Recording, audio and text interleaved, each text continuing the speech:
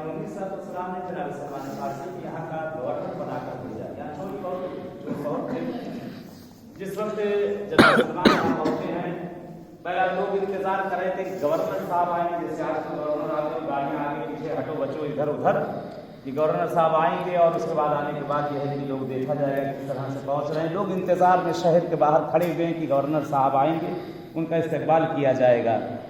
बहरहाल जनाब सलमान ये इनके पास एक लोटा एक चटाई ये सब थी, उसको समेटा बगल में दबाया, गधे पे बैठे और चल दिए।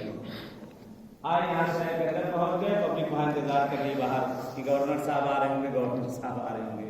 कहा पब्लिक कहाँ? कहा गवर्नर साहब का इंतजार। कहा मैं ही तो था। लोगों ने कहा ये कौन सा गवर्नर है?